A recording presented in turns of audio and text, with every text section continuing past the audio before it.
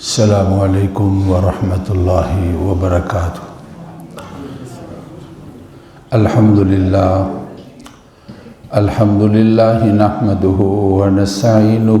ونستغفرہ ونعوذ باللہ من شرور انفسنا ومن سیئات اعمالنا من يهده الله فلا مضل له ومن يضلله فلا هادي له وأشهد أن لا إله إلا الله وحده لا شريك له وأشهد أن سيدنا ومولانا محمدا عبده ورسوله أما بعد فأعوذ بالله من الشيطان الرجيم بسم الله الرحمن الرحيم الرجال قوامون على النساء بما فضل الله بعضهم على بعض وبما أنفقوا من أموالهم فالصالحات قانتات حافظات للغيب بما حفظ الله واللاتي تخافون نشوزهن فعظوهن واهجروهن في المضاجع واضربوهن فإن أطعنكم فلا تبغوا عليهن سبيلا إن الله كان عليا كبيرا وَإِنْ خِفْتُمْ شِقَاقَ بَيْنِهِمَا فَابْعَثُوا حَكَمًا مِّنْ أَهْلِهِ وَحَكَمًا مِّنْ أَهْلِهَا إِنْ يُرِيدَا إِصْلَاحًا يُوَفِّقِ اللَّهُ بَيْنَهُمَا إِنَّ اللَّهَ كَانَ عَلِيمًا خَبِيرًا۔ مردوں کو طاقت والا بنایا ہے اللہ کی ذات نے عورتوں پر، اس وجہ سے ہے کہ اللہ نے بعض کو بعض پر فضیلت دی ہے، اور اس وجہ سے کہ مرد لوگ اپنے مالوں کو خرچ کرتے ہیں، بس نیکوکار، تابعدار، حفاظت کرنے والی، غیب میں اللہ تعالیٰ کی حفاظت کے ساتھ، اور ان سے اگر تمہیں ڈر ہے نافرمانی کا تو ان کو سمجھاؤ، ان کے بستر الگ کر دو اور ان کو مارو، پس اگر وہ تمہارا کہاں مان لیں تو مت تلاش کرو ان میں کوئی راستہ، بے شک اللہ تعالیٰ عالی شان ہیں، اللہ تعالیٰ بڑے ہیں۔ اگر آپس میں ڈر ہے اختلاف کا تو مقرر کرو ایک حاکم مرد کی جانب سے اور ایک حاکم عورت کی جانب سے، اگر وہ دونوں اصلاح چاہیں گے تو اللہ کی ذات ان کو اس کی توفیق دے دیں گے، بے شک اللہ کی ذات جاننے والی ہے، خبر رکھنے والی ہے۔ صدق اللہ العظیم وبلغنا رسولہ النبی الکریم۔ سورۃ نساء 5واں پارہ، پارے کا یہ تیسرا رکوع ہے جس کی ابتدائی 2 آیات مبارکہ تلاوت اور ترجمہ آپ کے سامنے کیا گیا ہے۔ مجھے آج جو آپ سے عرض کرنا ہے اور بیان کرنا ہے، عورتوں پر عدم تشدد، یعنی عورتوں کو تشدد کا نشانہ نہ بنایا جائے، عدم تشدد کے بارے میں مجھے آج آپ سے عرض کرنا ہے، اس لیے کہ عورت کی ہمارے معاشرے کے اندر، ہماری نشو و نما کے اندر، ہمارے وجود کے اندر، ہماری پرورش کے اندر، ہماری زندگی کے اندر عورت کا بڑا مقام ہے اور عورت کا بڑا حصہ ہے۔ عورت ہمارے لیے ماں کی شکل کے اندر ہو تو اس کا مقام ہے، عورت ہمارے لیے بہن کی شکل کے اندر ہو تو اس کا مقام ہے، عورت ہمارے لیے بیوی کی شکل کے اندر ہو تو اس کا مقام ہے، عورت ہمارے لیے بیٹی کی شکل کے اندر ہو تو اس کا مقام ہے۔ مجموعی لحاظ سے جو عورتیں ہیں اللہ رب العزت کی ذات نے، اللہ کے پاک پیغمبر صلی اللہ علیہ وسلم نے ان کے بارے میں اور ان کے حقوق کے بارے میں بڑا تذکرہ کیا ہے۔ دنیا کے اندر جن چیزوں کے اندر عام طور پر لوگوں میں کوتاہی پائی جاتی ہے، ان چیزوں اس کوتاہی کو ختم کرنے کے لیے یا عدم توجہ ہے اس کی توجہ کرانے کے لیے دنیا کے اندر اس نام سے کسی دن کو موسوم کر دیا جاتا ہے۔ کہہ دیتے ہیں کہ فادر ڈے ہے جی، باپ کا دن منایا جا رہا ہے، مدر ڈے ہے جی، ماں کا دن منایا جا رہا ہے، استاد ڈے ہے جی، استاد کا دن منایا جا رہا ہے، مختلف ناموں کے ساتھ۔ مقصد اس سے یہ ہوتا ہے کہ باپ کا احترام اس کو اجاگر کیا جائے، ماں کا احترام اس کو اجاگر کیا جائے، اور استاد کا احترام اس کو اجاگر کیا جائے۔ دنیا کے اندر نومبر جو مہینہ گزرا ہے، اس کی 25 تاریخ کو پوری دنیا میں ایک عالمی طور پر دن منایا جاتا ہے، عورت پر عدم تشدد کا عالمی دن۔ 25 نومبر کو ہم اس کے بارے میں جب اس طرح سنتے ہیں یا سنتے تھے ہم لوگ بھی، تو ہم یہ سمجھتے تھے کہ کوئی غیر ملکی سازش ہے، پتہ نہیں یہ NGOs یہ کیا کرتے ہیں، ان کا کیا مقصد ہے، اور اس طرح ہے بھی۔ بہت سارے ایسے ہیں جن کے مقاصد بڑے غلط ہیں، لیکن ہمیں اس سے کوئی غرض و غایت نہیں ہے۔ ہم تو اس چیز کو دیکھنا چاہتے ہیں اپنے معاشرے کے اندر کیا یہ جو ان کی بات ہے، عورتوں پر تشدد ہوتا ہے اور اس تشدد کو ختم کرنا ہے، تو کیا اسلام، قرآن، حدیث، ہمارا دین اور ہمارا ایمان کیا ہمیں اس کی اجازت دیتا ہے کہ ہم عورتوں پر تشدد کریں اور ہم عورتوں کو تکلیف کے اندر مبتلا کریں؟ دین اور اسلام کا اہم ترین رکن ہے کیا کہ عورتوں کے ساتھ خاص خیال رکھو، اور ان کے حسن سلوک کے بارے میں حکم دیا گیا ہے۔ قرآن مجید کے اندر اللہ کی ذات نے ماں کا درجہ اور رتبہ بیان کیا ہے، اور احادیث پاک کے اندر رسول اللہ صلی اللہ علیہ وسلم نے بیٹی کا تذکرہ، اور اسی طرح حدیث پاک کے اندر رسول اللہ صلی اللہ علیہ وسلم نے بیوی کا تذکرہ اور بہن کا تذکرہ، جو ہمارے معاشرے کے اندر سامنے ہمارے یہ 4 عورتیں ہیں۔ تو تشدد جو ہمارے ہاں ہوتا ہے نا، اس کی ایک شکل یہ ہے کسی کو چانٹ مار دی، تماچا مار دیا، ہائے ہائے کیا کتنی افسوسناک بات ہے جو میرے سامنے اب مجھے یاد آ گیا۔ ابھی حج کا موقع تھا، تو جس وقت عرفات سے واپس ہوتے ہیں تو پھر مزدلفہ رات کو آنا ہوتا ہے۔ ہم ایک بس کے اندر بیٹھے، فرنٹ سیٹ پر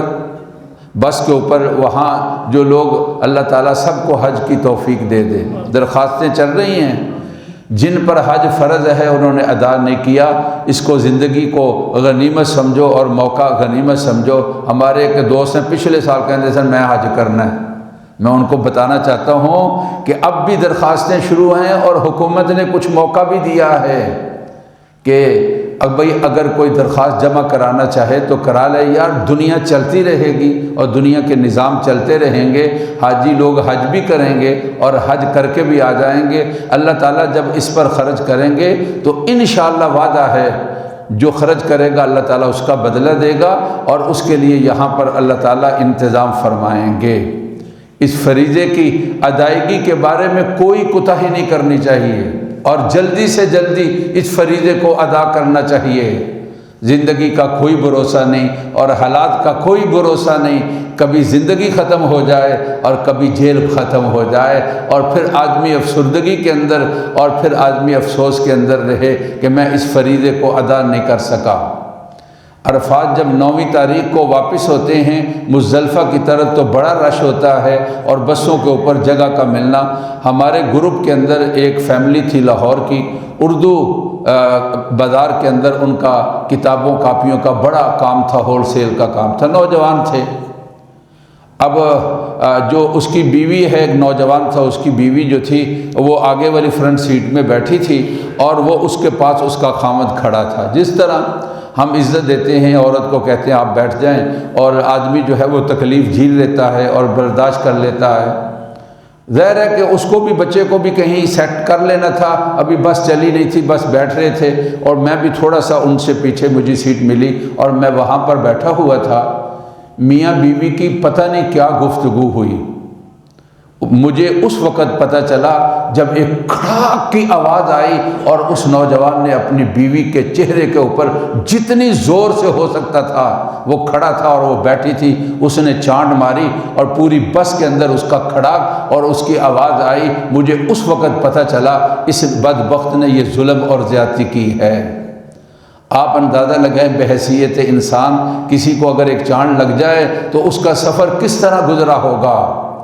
اس کی ننانے، اس عورت کی جو نوجوان حاجن تھی، اس کی ننانے یعنی اس کے خامد کی بہنیں، یعنی وہ بھی اس کے ساتھ تھی، ایک پورا گروپ تھا۔ اس بیچاری کا سفر پتہ نہیں کیسے گزرا اور اس نے کس طرح باقی دنوں کو گزارا ہوا ہوگا۔ اس ظالم نے اس چیز کا نہ حج کا خیال کیا، اس ظالم نے نہ عرفات کا خیال کیا، اس ظالم نے نہ لوگوں کا خیال کیا،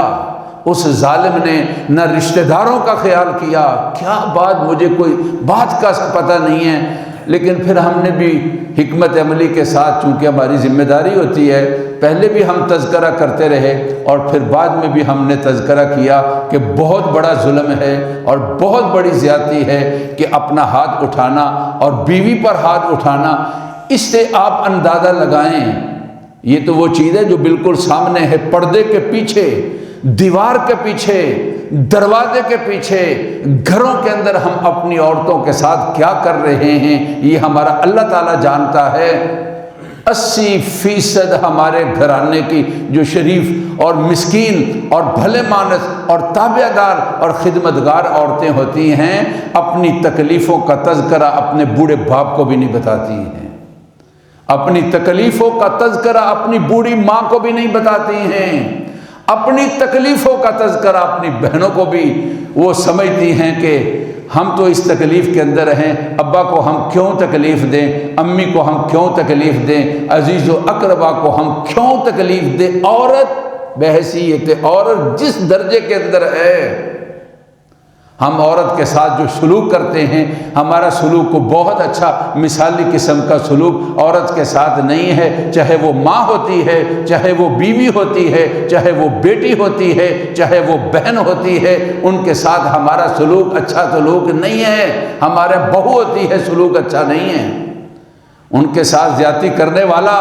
اس کا خامد بھی ہوتا ہے اور ان کے ساتھ زیادتی کرنے والا اس کے بھائی بھی ہوتے ہیں اور ان کے ساتھ زیادتی کرنے والی عورت بھی ہوتی ہے۔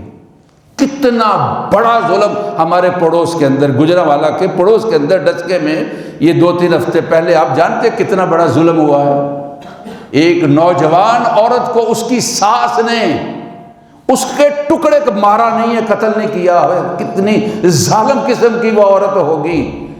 کیا وہ تیرے بیٹے کی خدمتگار تھی اور اس کے بچوں کی ماں تھی اور اس نے گھروں کے اندر، تمہارے گھر کے اندر رونقیں دی، اور ظالم تو نے اس کو مٹا ہی دیا، اور مٹانا چاہتی تھی تو قتل کر دیا، اور قتل کے بعد تیرا پھر بھی اس پر جو ہے غصہ ختم نہیں ہوا اور اس بیچاری کے ٹکڑے کر دیے، اور ٹکڑے کرنے کے بعد بھی غصہ ختم نہیں ہوا، کسی قبر میں نہیں، گندے نالے کے اندر اس کے ٹکڑوں کو پھینک دیا گیا۔ کیا ہمارے پڑوس کے اندر ڈسکا کے اندر ایک قریبی گاؤں ہے ساتھ اس کے، وہاں پر یہ واقعہ پیش نہیں آیا ہے؟ آپ کہاں رہتے ہیں؟ اللہ کی قسم، ہمارے گھروں کے اگر دروازے کھل جائیں اور اہل محلہ جھانک کر دیکھیں کہ مفتی صاحب، حاجی صاحب، نمازی صاحب اور مسجد میں آنے والے لوگ اپنے گھروں کے اندر ان کے کیا حالات ہیں، ان کی عورت کی قربانیاں کتنی ہیں،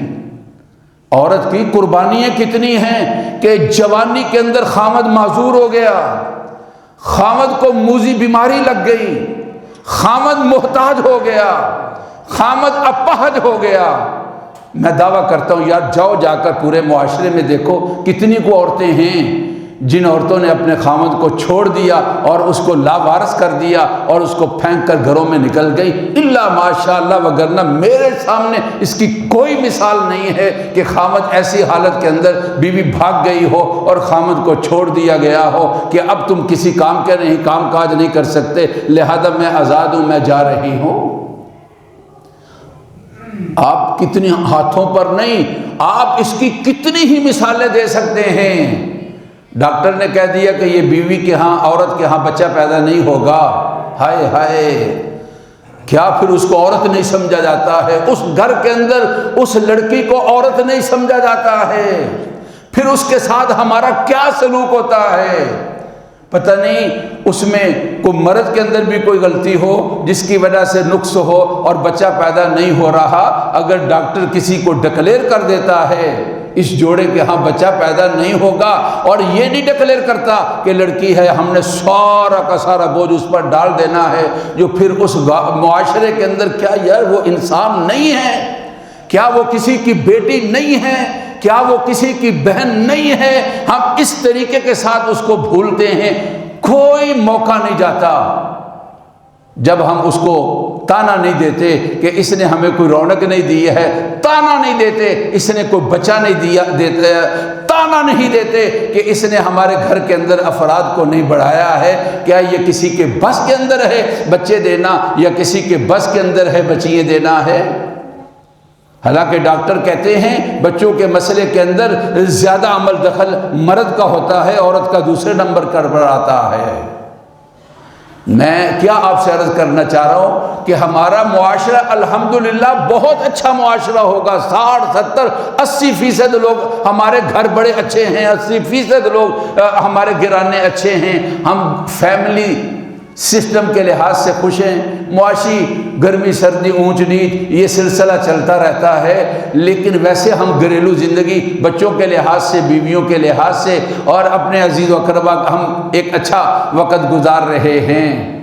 لیکن آخر یہ کچہریاں جو بھری ہوئی ہیں، عورتوں پر ظلم و ستم کے جو کیس ہوتے ہیں،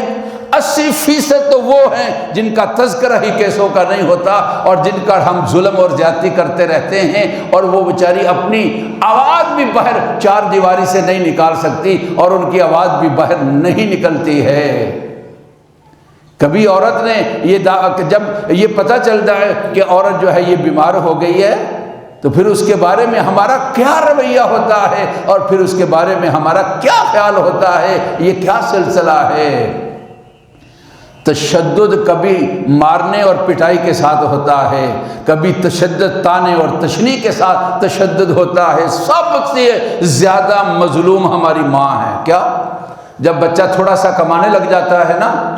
تو پھر اس کا تابع داری کے لحاظ سے رویہ ہی بدل جاتا ہے۔ اپنی ماں کے سلسلے کے اندر تابع داری کے لحاظ سے اس بیٹے کا رویہ ہی بدل جاتا ہے اپنی ماں کے ساتھ۔ ذرا تھوڑا سا آگے ہوتا ہے نا، کہتے ہیں امی میری بیوی کو بہت تکلیف ہوتی ہے، میری بیوی کو میں آپ سے الگ ہونا چاہ رہا ہوں، لہذا سامان اٹھایا اور بچوں کو اٹھایا، الگ سے سلسلہ کر لیا۔ اب ماں پردے ڈال رہی ہے۔ کیا؟ گھر میں کوئی آتا ہے تو کہتے ہیں جی وہ آپ کو چھوڑ کر چلے گئے، نہیں نہیں، ذرا بچے زیادہ ہو گئے تھے نا۔ ماں کیا پردہ ڈال رہی ہے؟ میں نے خود ہی کہا ہے کہ آپ ذرا الگ سے سلسلہ کر لیں۔ ماں اپنی زبان سے تذکرہ نہیں کرتی جس نے پالا پوسا اور پیٹ کے اندر اٹھایا۔ میرے پاس ایک مثال ہے کینٹ میں، اس سے پہلے ایک علاقہ ہے، اس کا نام ہے علامہ اقبال ٹاؤن۔ وہاں میرے ملنے والے حج کے ساتھی بڑے قریبی لوگ بھی، بہت بڑا وکیل، بڑے قریبی میرے دوست، میں ان کے پاس ملنے کے لیے گیا تو ان کی نیچے رہائش والدین کی تھی اور اوپر رہائش جو تھی ان کی رہائش تھی۔ وہ مجھے کہنے لگے کہ میری بیوی نے کہا رکھا ہے کہ آپ کی امی جان اوپر بچوں کو ملاقات کرنے کے لیے نہیں آئے گی۔ ہماری رہائش اوپر ہے، مکان کون سا؟ جو باپ نے مکان بنایا ہے اور بیٹا باپ کے مکان کے اندر رہ رہا ہے، اور آنے والی عورت یہ کنڈیشن لگاتی ہے کہ تیری امی اپنے پوتے پوتیوں کو ملنے کے لیے اوپر نہیں آئے گی، اگر بچوں کو ملنا ہے تو نیچے ملیں، اگر وہ اوپر آتی ہیں تو پھر میں یہاں اس گھر سے چلی جاؤں گی، میں نے یہاں اس گھر کے اندر نہیں رہنا ہے۔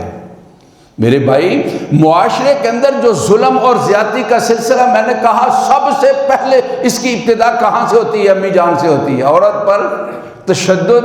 اسی کو نہیں کہتے کہ مارنا، یہ بھی تشدد ہے کہ اس کو ذہنی طور پر ٹینشن کے اندر مبتلا کرنا اور ان کی عزت نفس کے اوپر حملہ کرنا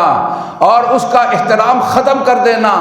اور اس کا خیال نہ رکھنا، یہ بھی تشدد کے زمرے کے اندر آتا ہے۔ حالانکہ نبی کریم صلی اللہ علیہ وسلم سے جب آپ نے پوچھا تھا کہ تم جہاد کے لیے نام لکھا رہے ہو، تمہاری امی کہاں تھی؟ کہا کہ وہ رو رہی تھی۔ آپ نے کہا جاؤ، لوٹ جاؤ، ان کے قدموں میں چمٹ جاؤ، سم لک الجنہ، تمہاری جنت تو وہاں پر ہے۔ جن کو رسول اللہ صلی اللہ علیہ وسلم نے جنت کہا ہے۔ میں پھر کہہ رہا ہوں الحمدللہ ہمارے معاشرے کے اندر بہت یہ سلسلہ تابع داری کا سلسلہ ہے، لیکن ایسا بھی ہے، ایسا نہیں ہے کہ ایسا نہیں ہے، ایسا بھی ہے کہ ہم اپنی امی جان کی بڑی بے ادبی کرتے ہیں اور ہمارے ذہنوں کے اندر نہیں آتا اور ہمارے وہم کے اندر نہیں آتا، ہمارے خیال کے اندر نہیں آتا کہ اس عمل کے ساتھ میری امی کو اذیت پہنچتی ہے اور میری امی کو تکلیف پہنچتی ہے۔ حالانکہ قرآن کہتا ہے وہنن علی وہن، اس نے تکلیف پر تکلیف کو جھیلا۔ ذرا غور تو کرو، پانی کا جب تو بوند تھا اس نے اٹھایا، اور جب تو جمع ہوا خون بنا پھر اٹھایا، جب گوشت کا لتھڑا ہوا تمہیں تب بھی اٹھایا، اور جب اس کے بعد وہ جسم گوشت جو ہے وہ اپنی شکل و صورت بنانے لگا تو پھر اس نے اٹھایا، اور پھر جب تیرے اندر ہڈیاں پیدا ہوئیں تو اس نے اٹھایا، اور پھر جان پڑی، اور تو پھر اس کے بعد ان کے پیٹ کے اندر گھومتا اور پھرتا اور سیر کرتا تھا، اور وہ تیرے لیے خوراک کا انتظام کرتی تھی اور اپنی خوراک کے ساتھ تجھے بھی خوراک دیتی تھی، اور ڈاکٹر کہتا تھا تو نے اپنے بچے کے لیے روزے کو نہیں رکھنا ہے، اس لیے کہ یہ خوراک صرف تیری نہیں، تیرے بچے کی بھی خوراک ہے۔ اس ماں نے اٹھایا اور پھر تکلیف کے ساتھ اس نے جنا، اور پھر اس کے بعد اس نے پرورش کی۔ آج یہ کہتا ہے میرے بچوں کو تکلیف ہوتی ہے، میری بیوی نہیں مانتی ہے، اس لیے آپ کو میں الگ ہونا چاہتا ہوں اور اس لیے میں آپ کے ساتھ نہیں رہنا چاہتا۔ ذرا سوچتے لیا کرو یار ان کی قربانیاں کیا ہیں۔ وہ بہنیں اور بیٹیاں نہیں سوچتی، اگر وہ آج جو ہیں وہ بہو ہیں تو کل پھر ان کا بھی زمانہ آئے گا اور ان کی وہ بھی ساس بنیں گی، تو جو یہ کہا گیا ہے جیسا کرو گے ویسا ہی بھرو گے۔ یہ مت سوچا کرو یار یہ ویسے لوگ، یہ تنظیمیں جو ہیں یہ ان کے پتہ نہیں ان کے مقاصد کیا ہیں۔ یار کیا مقاصد ہے، اس سے کوئی تعلق نہیں، لیکن عنوان تو دیکھو کہ کیا ہے۔ عورتوں پر تشدد کا عالمی دن، اس کا مقصد کہ عام طور پر جو عورتوں پر تشدد ہوتا ہے گھروں کے اندر، بہن کا تشدد کہاں سے شروع ہو جاتا ہے؟ بھائی کہتا ہے میں نے فیصلہ کر لیا ہے۔ کیا فیصلہ کر لیا؟ تمہاری وہاں شادی کرنی ہے۔ بھائی شادی اس کی ہے کہ وہ اس سے پوچھ بھی تو لو، وہ بھی اس دنیا کے اندر آئی ہے، اس کی بھی خواہش ہے، اس کو بھی اللہ نے ذہن دیا ہے، اس کو بھی اللہ کی ذات نے فہم و فراست دی ہے، اور تو نے فیصلہ کر لیا جوڑ ہے یا نہیں ہے، اور برابری ہے یا نہیں ہے، اس کا ذہن اس طرف ہے یا نہیں ہے، وہ چاہتی ہے یا نہیں ہے۔ ہم یہ کہتے ہیں، بھائی کہتے ہیں ہمارا یہ فیصلہ ہے۔ ہائے ہائے، تجھے کس نے اختیار دیا کہ تو بھائی بن کر اس طرح کے فیصلے کرے؟ یہ تو فیصلہ باپ کے لیے بھی اختیار نہیں ہے کہ وہ جبر کرے اور یہ ظلم اور یہ زبردستی کرے کہ میں نے تیرا نکاح اسی جگہ پر کرنا ہے، اور اس کی رائے کے خلاف جو ہے اس فیصلے کو نافذ کرے۔ شریعت باپ کو بھی اجازت نہیں دیتی ہے۔ آپ کہیں گے مفتی صاحب یہ کیا ہوا؟ آپ نکاح کی محفل میں نہیں ہوتے؟ جب نکاح خواں پوچھتا ہے کہ بیٹی کی اجازت ہے، نکاح پڑھانے سے پہلے کیا کہتا ہے؟ جاؤ سین کرا کر لاؤ۔ باپ موجود نہیں ہوتا، موجود ہوتا ہے، بھائی موجود نہیں ہوتے، موجود ہوتے ہیں، اس لیے کہ نکاح ہوگا بیٹی کا اور اس کی رضامندی کے ساتھ ہوگا، اس کی رضامندی کے بغیر نکاح کا سلسلہ نہیں ہے۔ یار چھوٹے چھوٹے باتیں ہیں، ان پر آپ غور کریں تو تشدد اور تکلیف اور مصائب اتنے بڑے پہاڑ ہیں جو عورتوں کے لیے۔ مرد جب گھر کی چار دیواری سے باہر نکلتا ہے، دوست احباب کے ساتھ اس کو کوئی ماحول، میٹنگ، محفل ملتی ہے، اگر کوئی پریشانی ہلکی ہو جاتی ہے، وہ بیچاری اسی چار دیواری کے اندر اور ان پریشانیوں کے اندر رہتی ہے، اس کو کبھی کیا تانا دیا جاتا ہے اور کبھی کیا تانا اس کو سننا پڑتا ہے، اور کبھی اس کے ساتھ کیا ظلم ہوتا ہے اور کبھی کیا زیادتی ہوتی ہے۔ رسول پاک صلی اللہ علیہ وسلم نے ارشاد فرمایا، خیرکم خیرکم بأہلی، تم میں وہ بہتر ہے جو اپنے گھر والوں کے ساتھ بہتر ہے۔ ماں بھی آتی ہے، بیٹی بھی آتی ہے، بیوی بھی آتی ہے، بہن بھی آتی ہے، جو جس طرح بیٹی کی پرورش کرنے والا اور اس کی صحیح تعلیم کا انتظام کرنے والا اور اس کی اچھی جگہ پر شادی کرانے والا،